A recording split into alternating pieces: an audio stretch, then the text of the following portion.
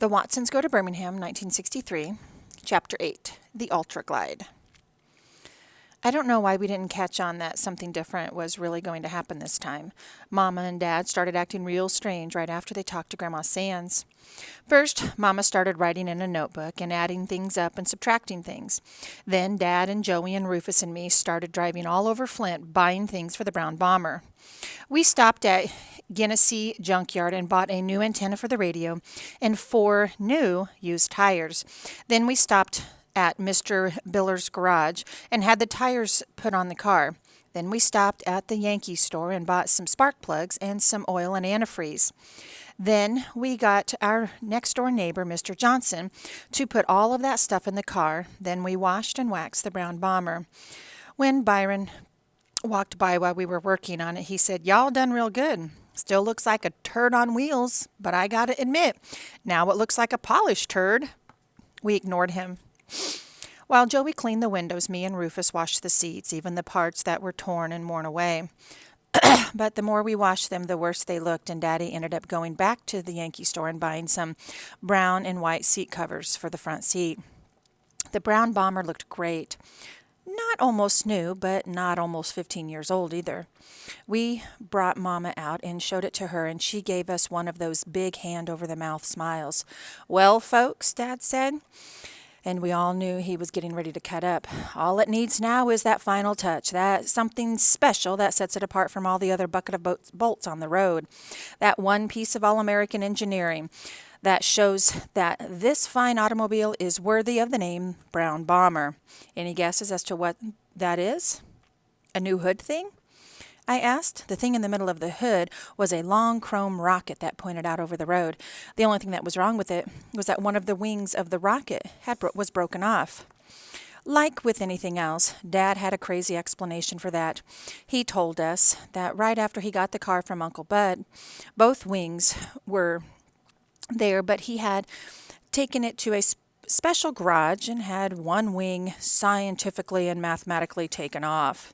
When we asked him why, he told us that that was the way when we came back from a long trip we'd be coming in on a wing and a prayer. That's the kind of junk Dad thinks is funny. "No," Dad answered my question. "It's not a new hood thing. The one on there is perfectly fine. Joey, what's your guess?" "I don't know, Daddy. I don't think anything can make the brown bomber any better. I think it's perfect." "Bless you, Rufus." "Rufus, your turn. What do you think?" "I don't know, Mr. Watson. I think y'all's car's just fine." I knew there was something that I liked about that boy. "All right, Willona, what's your guess?" "I don't know either," Mama said and rolled her eyes. "I think this car is per. Mama's cutting up too. "Oh my gosh, I can't even say it." "Real cute, Willona." "Well, since Kenneth and Mama have insulted the great brown one, I guess that leaves it up to Rufus and Punkin to put the final piece on." Dad handed the keys to Rufus. "Rufus, you open the trunk. And Punkin, there's a small bag in there. You have the honors of putting what's inside it on." Rufus popped the trunk open, and Joey took a small paper bag out. She turned her back to everyone and looked inside. "Oh, Daddy, I love it." "Do you know where it goes?" "Yes, Daddy." "Okay, time's a wasting. Put it on." She put her hand in the bag without pulling it out and said, "And now, the thing that makes this car more perfect." Dad started helping Joey cut up, and he said, "The final touch." Joey repeated, "The final touch. The height of technology. The height of technology. The ultimate in American knowledge. The ultimate in American knowledge." Mama couldn't take any more. "For goodness sake, Daniel, what is it?" "It's the pinnacle of Western civilization." "It's the pinnacle of Western civilization." "Now, Joey, dazzle them, girl." Joey pulled her hand out of the bag and said, "It's a smelly green pine tree." And Mama went, "Ugh," and walked back into the house. Joey hung the smelly green pine tree from the rearview mirror and scooted out of the car to let me and Rufus smell her fingers. But Dad wasn't through adding things to the brown bomber. On Saturday morning, Joey and me got up real early to watch cartoons, and Dad was already brushing his teeth and shaving. I went into the bathroom to watch him. I love the way that shaving soap smells. "Hi, Dad." "Morning, Kenny. How'd you sleep?" Dad said this with his toothbrush in his mouth. "Okay, I guess." Then Dad pulled one of his famous tricks on me. He said, "Kenny, look!" And he pointed out in the hallway. Even before I could think, my head turned around and I followed Dad's finger. When I saw nothing and looked back, Dad was smiling a mile a minute, acting like he hadn't done anything. But I noticed that his toothbrush was gone. I let him know that he didn't fool me. Dad, how come you always hide your toothbrush? Why don't you keep yours with ours? Dad laughed. Well, Kenny, I guess I don't keep my toothbrush with the rest of yours because, unlike your mother, I was a little boy once myself. I thought about that for a second and said, what does that mean? Dad picked up my toothbrush and said, look at this. Not only is this instrument perfect for brushing teeth, it has other wonderful uses too. You see, Kenny, I know that in a little boy's eyes there isn't anything in the world that is better for general cleaning than a toothbrush. And the greatest thing about it is that with a good rinse afterwards, no one can tell what you used it for. I also know that the best toothbrush for cleaning stuff is always someone else's. So rather than wondering what my toothbrush lasts clean, I think it's better that it only goes in a place that I know about. And Dad was right. I caught Byron using mine once to shine up some quarters and another time to brush Blackie's teeth. I didn't care, but Blackie didn't like it. That was the only time he ever growled at someone in his own family. Dad was stirring the soap dish up with his shaving brush, and I got close to the sink to smell the soap. Dad painted his face with the soap, then bent down and rinsed it off. I know it sounds crazy, but he always did this twice. He said it really made your beard super soft. He learned that because he used to work in a barber shop when he was a little boy. That's where he also learned that if you go to a barber shop, you've got to make sure your neck is real clean. Otherwise, the barber talks about you like a dog after you leave. So, Dad said as he put the second coat of soap on his face, let me guess why you're standing so close. Could it be that you want me to soap your face up and hold you up while you shave it off? It's been a long time since we've done that. Aw, man, I'm way too old for that. Besides, I'm starting to get a real mustache. Look. I stuck my upper lip out for Dad to see. Where? He leaned down and looked real hard. I can't see it. Here, look. Maybe if you got closer to the light. Dad bent over and picked up the mirror, and I automatically turned my head sideways when I saw my reflection. Some of the time I forgot all about my lazy eye. Well, I don't believe it. If you squint your eyes and look real hard, there's no doubt about it. This boy's got a real mustache going on here. I didn't know if Dad could really see it or not, but I knew it was there. He put me down. Won't be too long before you and I have to share the mirror in the morning, huh? I couldn't help it. Even though I knew he might be kidding, I broke out in a real big smile and nodded my head up and down. Dad started shaving. Well, just so there's no problems, I've got seniority on you, so I get the bathroom first. Deal? Deal. When Dad finished, he asked me, are you too old for some Old Spice? He slapped the cologne on me and said, I don't want your mother to know I put this aftershave on you. What, with you smelling so good and this new mustache coming out? I don't want her blaming me when all these little girls start attacking you. I twisted my face up. We walked into the living room to watch cartoons, but when we got there, Dad kept going and said, if your mother gets up before I get back, tell her I won't be long. Where are you going, Daddy? Joey asked. Dad gave his famous answer, out, and closed the door behind him.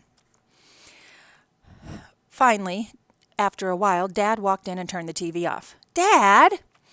Sorry, kids. Everybody's got to come outside right now. You too, Daddy-O, and you too, Willona. I've got a surprise. Dad made us stop at the front door to get in a line, one behind the other. Mama first, then Byron, then me, then Joey.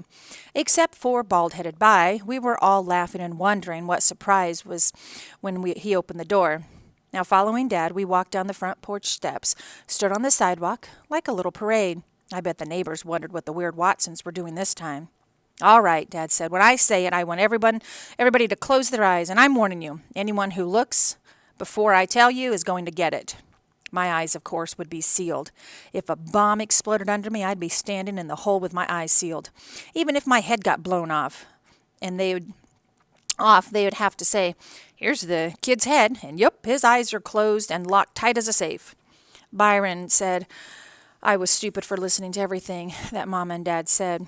But if I was so stupid, why was he the one who had a great big, bald, shiny, knotted-up head? And Dad said, okay, now hold on to the person in front of you by the shoulders. Willona, you hold on to mine. This is only going to take a minute. He said the last part because Mama had rolled her eyes and was real close to stopping everything by turning around and going back into the house. All right, close 'em. Mama gave him her last straw look and closed her eyes. Then so did we. Dad shuffled us ahead a little bit, and then we all stopped. It was real hard not to peek. Okay, keep 'em shut. I'm not playing. I heard a car door open, heard a loud pop, then heard Byron say, "Aw, man." Me and Joey cracked up. We knew a certain person had peeked and got popped right smack on his bald head. Finally, Dad said, "That's it. Open your eyes. What do you think?" Dad had opened the driver's side of the brown bomber and was standing with one arm pointing the way inside. In the middle of the dashboard, to the right of the steering wheel, something real big was sticking out. Dad had taken one of our giant towels and set it over the thing. Everybody stood there staring. Finally, Mama said, "Daniel, what on earth is my good towel doing out here?" "Oh, the towel is fine, Willona. Aren't you wondering what's underneath it?" "Yeah, Dad, what is that thing?" I asked. "Well, Kenneth, you seem to be the only one with any curiosity. I guess you'll be the one who gets to unveil the bomber's latest edition." I crawled into the front seat and raised a corner of the towel so no one but me could see what was under it. I couldn't believe it. "Dad, it's great!" The rest of them, Byron included, crowded up to the brown bomber's door. Mama had a worried voice. "What have you done to this car now, Daniel? And what's under my good towel?" I grabbed a corner of the towel. "Ladies and gentle!" Byron interrupted me when he saw I was going to tease them. He said, "Aw, man, just pull the blank towel off so I can get out of here. I ain't got all day to listen to your mess." He was always in a hurry to get out to some place, but never had anywhere else to go. "Byron, how many times have I told you about saying ain't? And Kenneth, you stop playing and move that towel this minute," Mama said. I talked real fast before Mama could get any madder. "Ladies and gentlemen, the newest addition to the brown bomber." I whipped the towel aside. "Our very own drive-around record player." And Mama went, "Oh my gosh!" And Dad gave a dirty look, then walked back into the house. Joey squealed, "Oh boy." Even cool old Byron forgot how cool he was and screamed out, "Aw, man, this is too hip, too hip. No one's got one of these. Speedy don't even have one of these in his Cadillac. Too much, man, way too much." Joey and Byron climbed into the car on either side of me. We all said, "Daddy, turn it on." "Well, well, well," Dad said, leaning into the car. "I see you three have the ultimate in taste. I see you've chosen the top of the line, the cream of the crop, the True Tone AB 700 model, the Ultra Glide." We had to, cause right in front of the record player in big red letters it said TTAB 700 Ultra Glide. I am certain you are aware that the problem in the past with the new technology in automotive sound has been road vibrations interfering with an accurate dispersal of the phonic interpretations. "Huh?" Byron said. And Dad said, "In other words, I'm sure that you know that in the good old days, every time you drove over a bump in one of these, the needle would jump and scratch the record." We know. And as I'm sure that I am fine, intelligent-looking family as this one, it is Mr. and Mrs. Watson and your son, isn't it?" "Oh, no," Joetta said, and pointed to Byron. "This isn't our son. This is just a juvenile delinquent boy that we felt sorry for and let us follow around some of the time. Our real son has hair." Now, even this didn't bother Byron, who was amazed by the brown bomber's latest edition. Now, Dad kept imitating the guy who sold him the record player. "Yes, as I'm sure a nice family like this one is aware, it was only last year that scientists and autotronic industry made a brilliant, beautiful, breathtaking breakthrough and developed a suitable system for controlling these vibrations." Byron mumbled and sat in the back seat. "Before I dazzle you with the symphonic sound of this unit, let me point out some of its less appreciated features." "Oh, please do." "Aw, man, just turn the blank thing on. If I gotta listen to all this jive, I'm gonna go in the house and get some real cool sounds." Byron opened the passenger door and ran into the house. "Now, Mr. and Mrs. Watson, I'd like to direct your attention to the rear of your classic automobile." Me and Joey crawled up in the back seat and looked at the back window. On the rear shelf, a hole had been cut and was covered with the same stuff that was on a screen door. "I can see you're wondering what that is. Well, let me explain.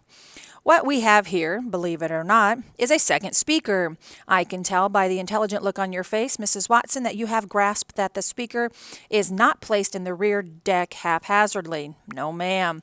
Some people think we have a whole hack in there, but there's just an old mechanic, and nothing could be further from the truth. That opening is scientifically and mathematically positioned by a factory-trained technician to enhance the TT-AB 700's true high-fidelity sound. Wow! Byron exploded through the front door with an armful of 45s and Mama right on his tail. "Byron Watson, don't you stomp up those stairs like that, and don't you slam that screen door." She trailed Byron all the way to the car, fussing at him the whole way. I knew she was using Byron as an excuse to come back out and to see what was going on. I guess all the laughing and fun we were having made her want to join us again. Dad finally turned the key to the brown bomber and fired it up. "Okay, young lady, here's that special number you requested." Dad couldn't help himself and started imitating a disc jockey. "Here's the man with the patter, here to spin the platter. Why? It doesn't matter, 'cause the world is getting fatter. I'm the man with the tune that'll take you to the moon, that'll make your poor heart swoon. I'll hold you like a spoon. I'm the man with the jive." And Byron chirped up, "Ain't that the whole natural truth?" But Dad didn't miss a beat. "Put in your love thing and drive. Bring your little world alive." Mama slapped the car seat. "Daniel, start that record." All right, all right." Dad stopped his rhyming, not because Mama told him to, but because I bet he ran out of stupid poems. "But first, let me tell you people out there in Radio Land that this number was requested by a Miss Willona Sands for her wonderful, wonderful man in her life, the big daddy of love, Daniel Watson. We at Flint's only soul station, Wham! WAMM, dedicate this song to Daniel from Willona. Spin it, maestro." Daddy reached over past Mama to start the record player. Joey grabbed my arm with one hand and squealed into her other one. Byron was grinning like a giant bald-headed kindergarten baby. Mom still had her arms crossed, but was starting to smile. She brought one hand up to cover her mouth. My foot was tapping on the brown bomber's floor a mile a minute, and I couldn't make it stop no matter what I did. I guess I was grinning pretty hard, too. Dad's hand touched a knob that had "Start" written on it, but before he turned it, he pulled his hand back and said, "First, however," we all screamed, "Daddy!" "Aw, man, come on, Dad." "Daniel?" But Dad wasn't through yet, and you couldn't rush him. In fact, the more you'd complain, the longer he'd take. He put his hand up to stop the noise. "But first, we at WAMM Wham want to apologize to the 9 other women who called in requesting love songs to be dedicated to Daniel Watson. If they stay tuned, we'll play their songs later in the evening." Mama said, "That's it," and started to climb out of the car. It was a fun "that's it," though, not a serious one. Dad blocked the door and finally turned the knob that said "Start." Then he got into the back seat. We all froze. Even the brown bomber seemed to get quieter as the VDLIA arm of the record player lifted itself and moved toward the 45 that was on the turntable. The arm dropped and the hollow little boom bounced around in the car. A moment of silence, and then the most beautiful notes of music I had ever heard came from the front seat and the back of the car at the same time. Doom, da-da-doom, doom, doom. Da-da-doom, doom, doom, da-da-doom, doom. The notes were so deep and strong that it felt like we were sitting inside a giant bass fiddle. Mama screamed and put both of her hands over her mouth. She recognized her song after the first couple of notes. The guy on the record started singing, "Under the Boardwalk," and I had to turn around to look because it sounded like he was right in the back seat with Dad. We sat in the car for almost 2 hours as everybody got a chance to go in the house and get their favorite records. Even though we had a pretty good record player in the house, it didn't compare to the sounds that came from the scientifically and mathematically put-in speakers that the brown bomber had. The Ultra Glide cast a spell on all of the weird Watsons. Byron was always saying that Mama couldn't stand to see anyone have too much fun. But to be fair to her, I'd have to say that she stopped us from having fun instead of doing it all at once. Stopped us in steps instead of doing it all at once. First, she thought the music was too loud and made us turn it down. Then, after all of us kids got to play 4 songs each, I played Yakety Yak all 4 of my times, she made us get out of the car, and she and Dad played Nat King Cole and Dinah Washington and other mushball singers. Then she said to Dad, "Did you tell him yet?" Uh-oh. I leaned into the car to get a look at Mama's stomach. This sounded like the way Byron and me found out we were going to have a little sister. Everybody's ears jumped. Something big was going on. Dad wasn't too comfortable with things like this, and he said, "No, it can wait." No, it can't. Mama let the last song finish, then said, "Turn it off, Daniel. Children, in a little bit, Daddy's going to get some vacation time, and we're going to drive to Alabama. Grandma Sands is going to keep Byron for the summer, and if things don't work out, then he'll stay there for the next school year." This was too good to be true. A long trip in the brown bomber and no Byron for the whole summer? And probably the whole year, because when it came to Byron, nothing ever worked out. Byron looked at Mama and Dad with his mouth wide open. "We've been telling you, Byron.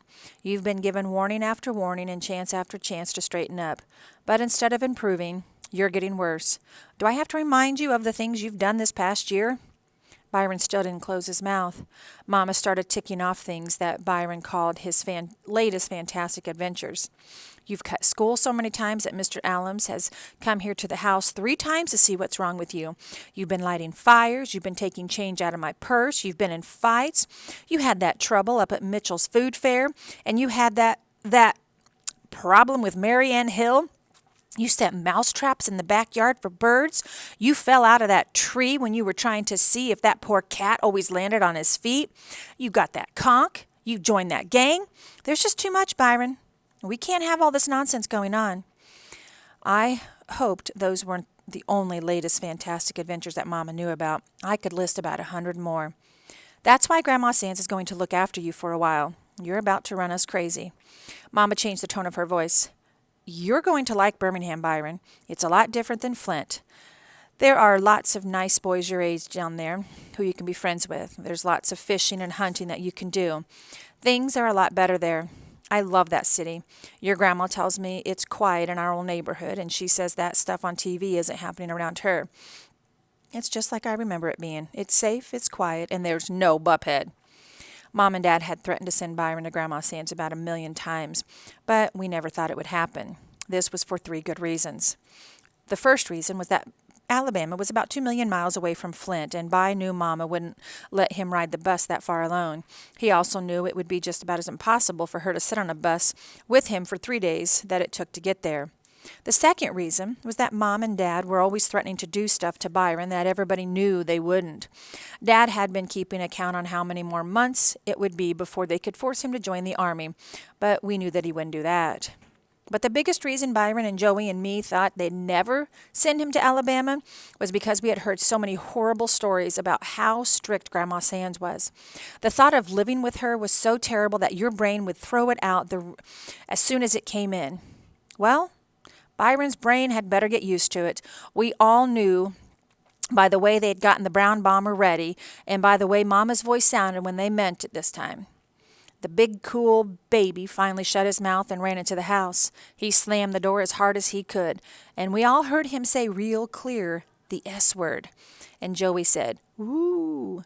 Dad started to go after him, but Mama said, "Let him go, Daniel. He better get as much of that nonsense out of his system as he can, because Grandma Sands won't be putting up with any of that mess."